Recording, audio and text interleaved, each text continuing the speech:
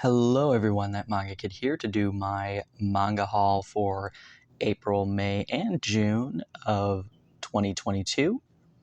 I didn't pick up a ton of things in each individual month, so I just kind of saved it all up. Got some interesting things. I have a lot of anime actually, which I'll do last because there is quite a bit of it. And yeah, I'm going to start with something I found at a local Goodwill that I thought was really interesting. So I found quite a few volumes or issues of, I think it's pronounced Mome, and this is a Fantagraphics older, like, comic book magazine that they were releasing. This is the first issue, summer 2005. It was a quarterly magazine, but not all the time. Like, it seems like sometimes they combined multiple months. But there's just a ton of really, really interesting, different comic artwork and stuff. And so I got the first issue, the second issue, fall 2005. I love this cover. And then I have also spring/summer 2006. Also really love this cover. And I just, honestly, I like pinpointed the Fantagraphics logo at the bottom and went, oh, what's this? And then even though it's not manga, there are no Japanese creators within this, at least these issues that I own. The art really, really drew me in. I haven't read any of these yet. Sorry, this one is fall 2007, and the one in my hand here is winter/spring 2008. So it ran for a few years. I have 5 of the issues.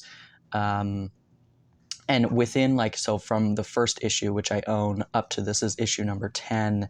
Yeah, I'm only missing 5 issues within this chunk. And then there's some issues after this as well, which I obviously don't have. But super excited to have these. They're, like, as with Fantagraphics stuff in general, really, really nice quality, heavy books with nice quality paper.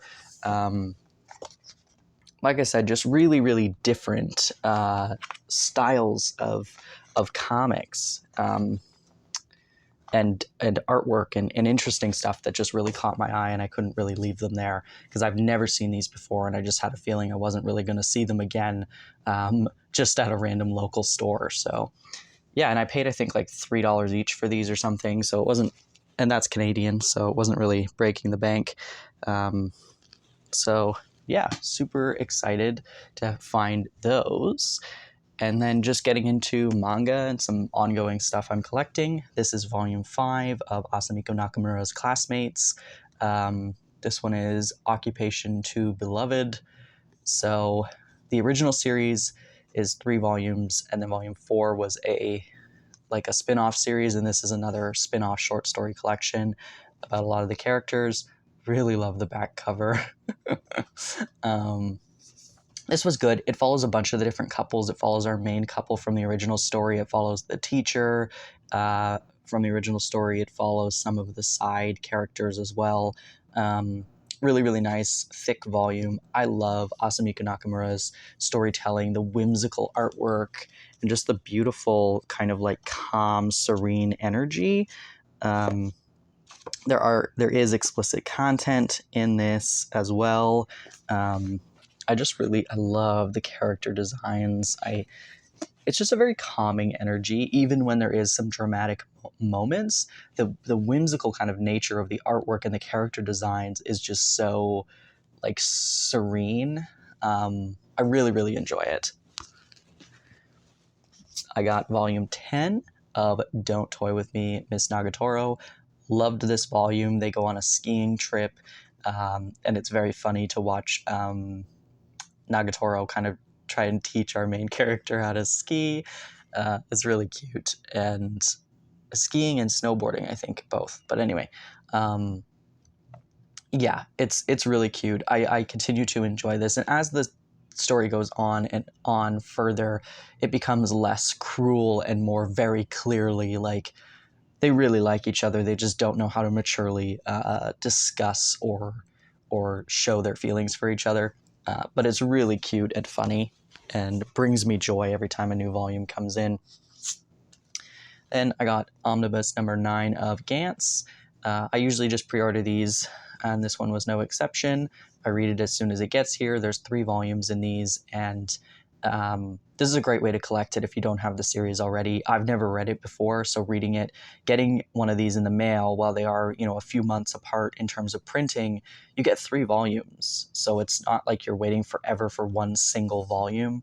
And because of the nature of Hiroya Oku's works, where they're not a lot of dialogue and a lot of full page kind of just action spreads, you read them pretty quickly, but at least you have 3 volumes of content to consume when it does get here. So I'm enjoying picking these up. I think this is the way to collect them, unless you're somebody who is like desperately in need of the very out of print singles. But for me, I've never read the series. It's my first time consuming it. The omnibuses are perfectly sufficient for my needs. Next up, we finally have the final volume of My Boy. This is number 9. I really, really enjoyed this series. This is Hitomi Takano. Polarizing in some ways, but honestly, from start to finish, I really, really enjoyed this and didn't really ever feel super uncomfortable or anything about the topic. To me, this is a story about 2 individuals who really needed a connection with another person in their life. And that's not to say it's a sexual connection or whatever. Like, they just needed somebody, and they happened to meet each other at a time where they really both needed someone. And I just think it's a really beautiful story about 2 people who seemingly would have nothing in common, but very much do. And they kind of learn it from each other and grow as individuals. And this point in their life where they met was a very important moment for both of them. And I think that it was a really beautiful story that I quite enjoyed. So I would cautiously recommend it. I know that some people really don't want to read this, and that's fine. But for me, I think there's a lot of things to gain from reading this. I think there's a lot of discussions and stuff that can be had from this type of story, and I like that it didn't go into full on uncomfortable territory. So that I appreciated, and all of the covers are just absolutely stunning. I like that it's like a really, really stunning cover, and then the back is always just plain white with colorful text. Yeah, and the spines are just a nice plain white with the number is always a different color. Next up, another completed series is number 5, Taio Matsumoto. This is volume 4 or omnibus 4. Beautiful, beautiful releases by Viz. Very fascinating story. I would say this is the most bizarre of Matsumoto's works that I've ever read. I will have a review of this one out at some point. I don't think I filmed it yet, but yeah, I have some thoughts and a lot of confusion, but for the most part, honestly, I really did enjoy this. Once I got past the first omnibus, got into the second volume, it was a little more easy to understand, and I enjoyed it a lot more. But honestly, I really love Taio Matsumoto's art. I love the kind of absolute bizarre nature of all of his works in some respects, but this one in particular is very out there. Yeah, it was a good read, all in all. Next up, I've got a Kuma title. This is Sick by Tomo Kurahashi. I quite liked this. I know that some people have some issues with some of the content, but for me, honestly, I didn't mind anything in here. I pretty much just, when I pick up yaoi and BL titles, I just know that there's probably going to be something that's like not great, but it's whatever. And if it happens to be a title where there's nothing at all that's like even mildly upsetting, it's a shock to me. when that happens. But yeah, no, I thought this was a cute story about, this quiet, nerdy science dude and this kind of like, he's kind of stupid. He's just like really immature, and can't understand why he's can't stop teasing this guy. I'm like, cause you like him, you have feelings for him. But yeah, no, it was fun. It was cute, and they are college students, so it's not a high school story. It is explicit in nature, but yeah, I really like the dynamic between these two. I thought it was very cute and fun, and just a little bit different. It wasn't out there completely brand new, never even read something like this before, but it was a little bit different in terms of their character, kind of the quirkiness of their personalities. So I liked it. And another Kuma title, this one I loved, was Boys of the Dead by Tomitadoji. This was incredible. I thought this was going to be a single story, but it was a short story collection. Very gruesome, extremely graphic, really, really kind of creepy in nature. The artwork is. I got to make sure I'm not showing you something I can't show you. But just really, really dark, gritty. Ooh, God, that's gross. Let's just see. Okay, there's the first picture of one of the short stories. Yeah, it's really, really, really interesting. I loved this. I would love more of this. I'd buy more of this in a heartbeat. I'm really looking for some dark, gruesome BL titles. Like I'm loving the overlapping of the like BL genre with grotesque horror. The few titles that we are getting in English, I'm just like, I want more. I love horror manga, and I love BL. So watching the two kind of overlap finally in English is exciting. And yeah, this is amazing. I do have a review already out on my channel of this one if you want to know more. Then I got the Daisuke Igarashi's Witches. This is the complete collection released by Seven Seas in an oversized volume. Really nice, kind of embossed situation. This is good. I really like Igarashi's artwork. It's pretty incredible. I have Children of the Sea and quite enjoyed it. This one I do have a review filmed. It is not out yet, but will be soon. Yeah, like just absolutely breathtaking artwork. A bunch of short stories, kind of interconnected in a way, about various like magical witchcraft sort of situations, some of which are in very, very old, like secluded environments or kind of more modern environments. It's a very interesting kind of mix. Seems like a timeline through history sort of thing. But yeah, I quite enjoyed this. A little bit confused at some points, but I was kind of expecting that with Daisuke Igarashi's work, so I will reread this at some point and hopefully get a little bit more out of it story-wise, but for the most part, you're just like jaw-dropped looking at this artwork, so, but really, really great nonetheless. And then, this one's huge, very, very stoked to get some more Gengaro Tagame works. In English, this is Our Colors, and it is not my camera not focusing. This is blurry on purpose. So, yeah, but this is another not graphic Gengaro Tagame work. If you do not know, Tagame is one of the kind of like pioneers of like gay manga written by actual gay men.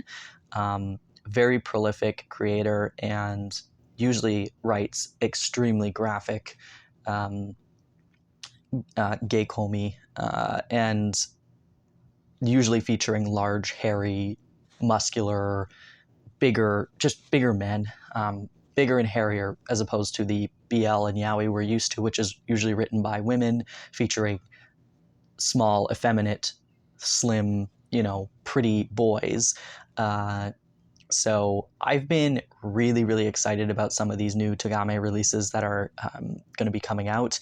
I was sad that I've missed out on a couple that are well out of print now. And so when I saw this, I pre-ordered it immediately. And I've already read this. I will be doing a review on it, but this is a coming-of-age story. It's really, really nice. And I found it very realistic and quite true to a lot of like my own experiences and experiences of the people around me, because it deals with family. It deals with a youth who's okay with himself for the most part, but doesn't really know how to express his existence as a gay person to the people around him, and then meeting this older gentleman who, as a kid you're like, oh my god, you're out and you're living your life and you're great, but like that what you see is not always the true reality. And it's a really kind of nice intergenerational story of seeing this older gay man with a lot of regrets in his life, versus this young kid who, the man is viewing as this person who has so much going for him and has the rest of his life ahead of him. Whereas this kid is viewing this man as like, oh, you're so put together and you've, I want to be like you one day. And like, it's just a very interesting dynamic. And I love that because,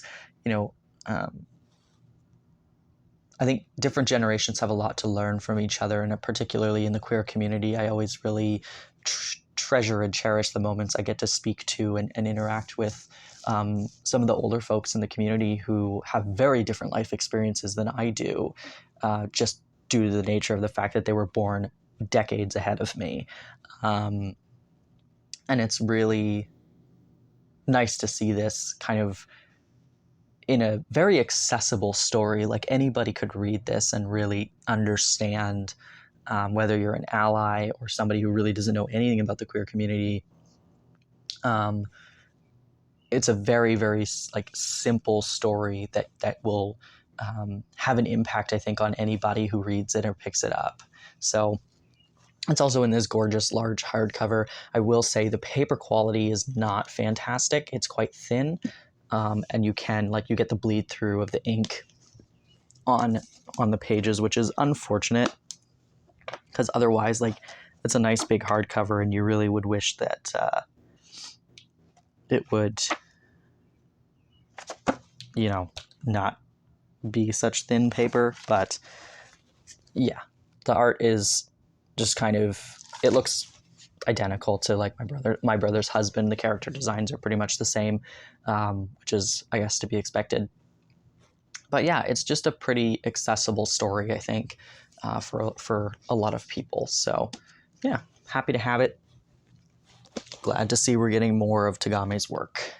I would vastly enjoy a lot of his explicit work if any publisher is willing to do that, because the only thing I have is Massive, which is a Fantagraphics release, which features a bunch of different creators, and Tagame only has a small section of that. But I would pick up anything that is released in English by Tagame. Just putting that out there. So next I got volumes 1 and 2 of Welcome Back Alice by Shuzo Oshimi. If you watch my channel for a while, you know that Oshimi is one of, if not my favorite creator. And so anything that is released in English that I can get my hands on, I will buy it. So I've read volume 1. Volume 2 literally just came in and I unwrapped it, so I have not had a chance to read it yet. But this is a story about 3 individuals they met in middle school. Our main character is this boy here who has a crush on this girl, there he is again, since middle school, but he doesn't really talk to her. And his old friend, sort of friend, Kay, who disappeared in middle school but is now back. They're in high school, and Kay has reappeared looking like this. And so Kay is kind of experimenting and with gender expression and kind of existing more in the world, presenting as female. But at least in volume 1, sort of still ambiguous where Kay lies gender-wise. So yeah, it's as with pretty much all Oshimi titles, coming of age, puberty centric, sexual awakening and exploration sort of centric. I really loved Volume 1. I am looking forward to Volume 2. I'll probably read it right after I'm finished filming here. But yeah, super stoked about this new Oshimi title. And as always, incredible. Let's not show that. Really, really incredible artwork. Let me just make sure I can. Okay. Love the character designs. Really like the just kind of simplicity of it, but still like such intricacy.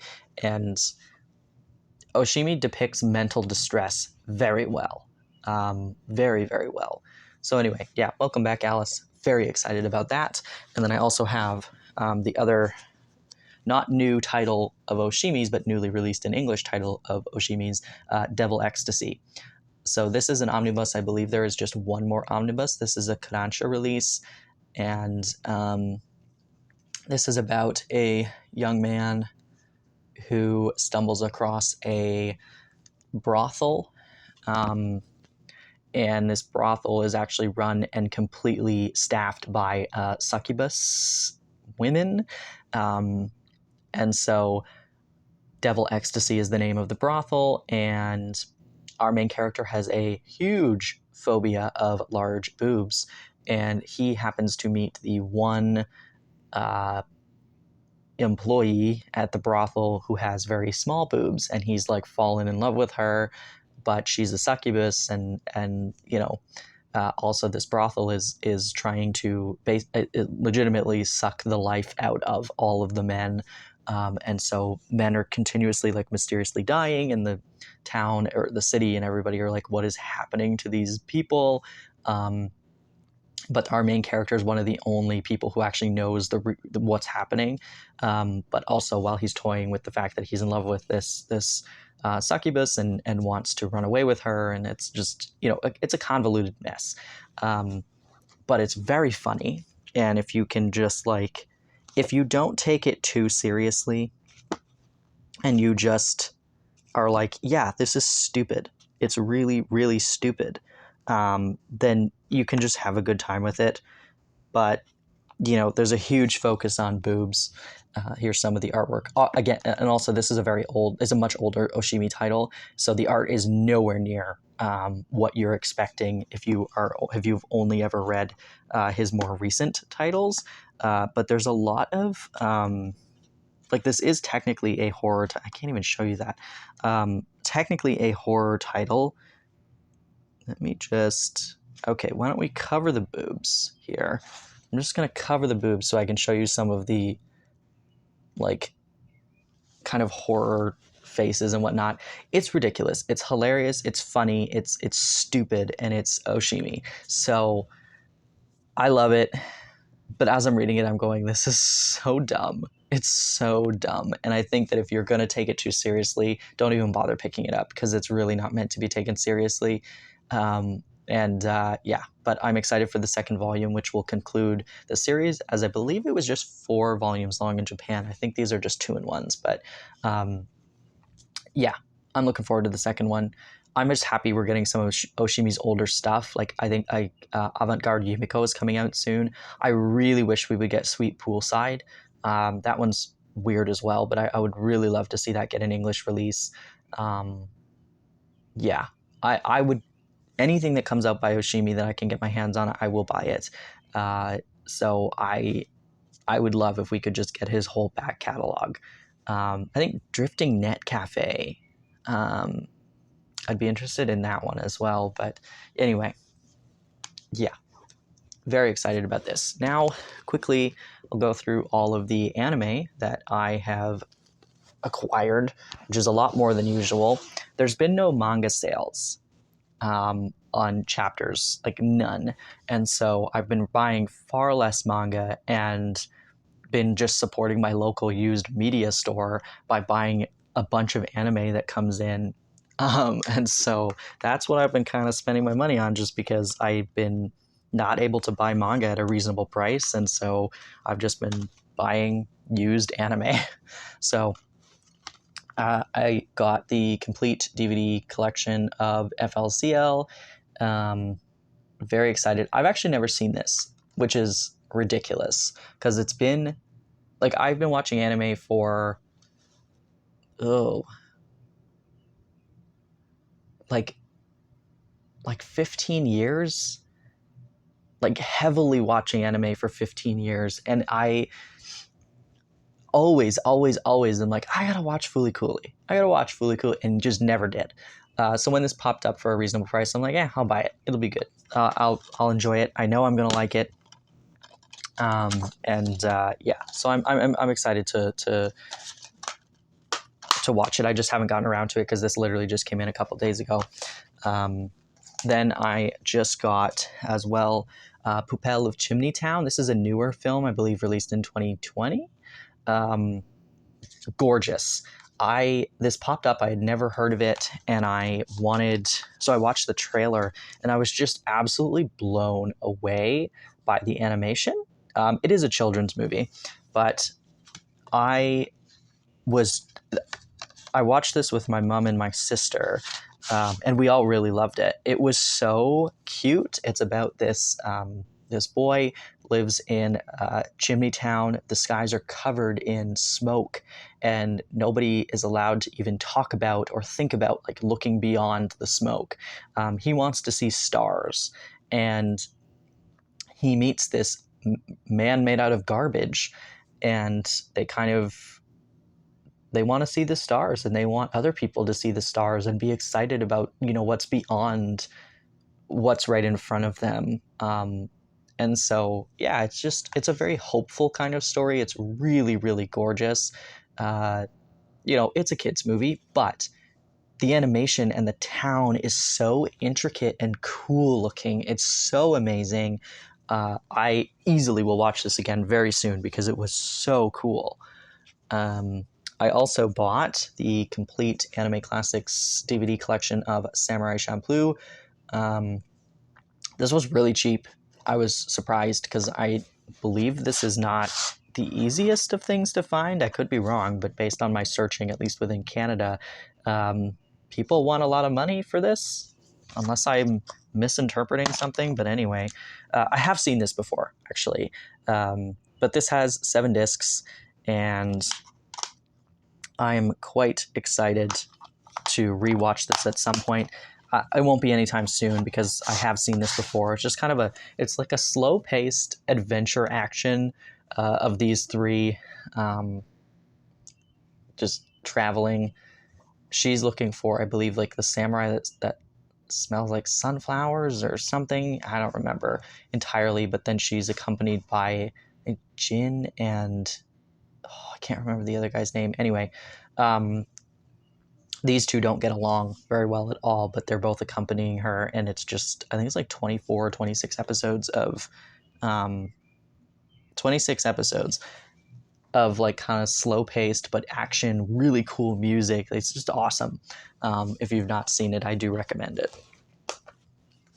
Next, I bought Id Invaded, which also has the manga released in English, which is very intriguing to me. I've not picked it up yet, but I think this must have originally came with a slipcover, because this is a horrible. If this was like on a shelf, you don't know what this is. Like, so I don't have a slipcover if it did come with one, which I'm assuming it did. But yeah, this is the complete. I think it's like 12 episodes or something, or 11. I don't know. And then there's just the same kind of situation underneath. It's a murder something or other. I've not watched it yet, but I'm quite excited. It looks dark, it looks gritty, it looks, creepy, whatever. I also got Waiting in the Summer. This I watched a long time ago. This is a student, they're making a student film, a sci-fi movie together, and it's drama-filled and angsty and ridiculous, and I loved it back in the day, and I'm excited to watch this again. Yeah, it was cheap, and I remembered loving it. it's one of the ones that I've never really been able to get out of my mind, despite watching it like easily like at least 10 years ago. But yeah. Then I got Interviews with Monster Girls. This, again, I watched this when it first came out and loved it. It's just a cute slice of life sort of story about this teacher who works at a high school where a few different types of monster girls attend.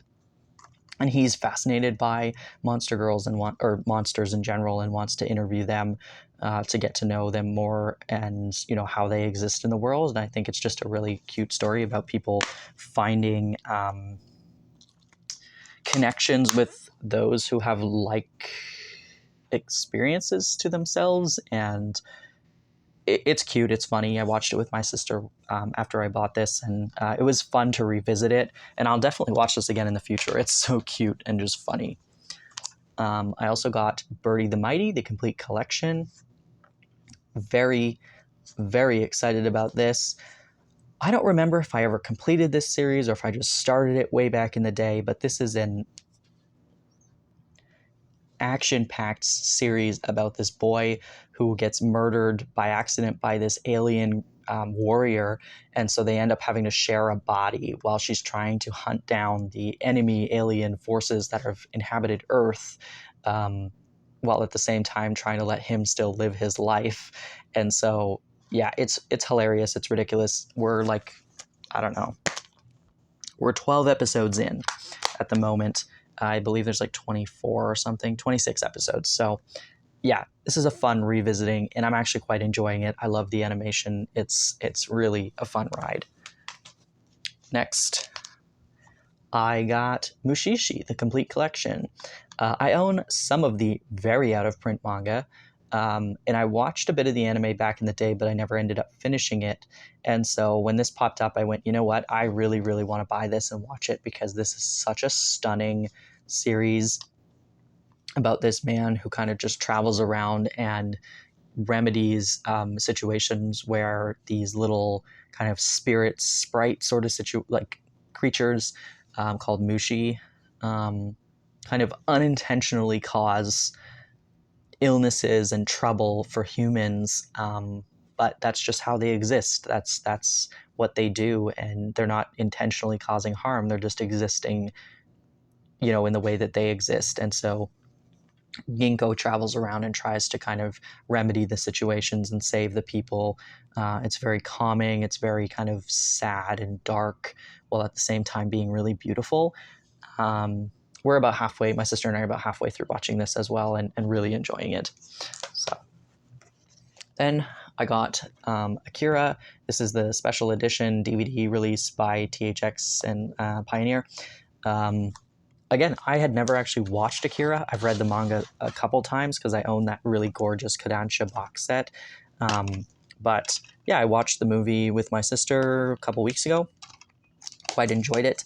I didn't watch the special features yet, but there is a whole like interviews and a bunch of extra content on here as well, which is exciting. But this was pretty cheap, and I had always wanted to watch the movie and just never had, so it was nice to get this and watch it. Obviously, the manga is much, much better, but this is a very influential classic film that I think it was a shame that I didn't have it in my collection, and so happy to have it.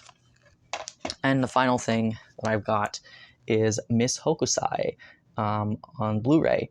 I love this movie. I watched it on Netflix when it was on Netflix a few years ago, or a couple years ago, and I've wanted to own it ever since. And so when the Blu-ray popped up at the store, my local store, I was like, oh, cool. Yep, I'm buying that. I've not rewatched it yet, but this is a really stunning movie. I loved every second of it. And I'm looking forward to watching it again. Keiichi Hara makes some really, really good films. So yeah, I'm quite excited to own this and very excited to watch it again. Anyway, that is everything I picked up in April, May, and June. Thank you for listening to my ramblings. It's quite a long video. But yeah, if you saw anything that you thought was cool and you want to chat about it in the comments, please do. Anyway, thanks for watching.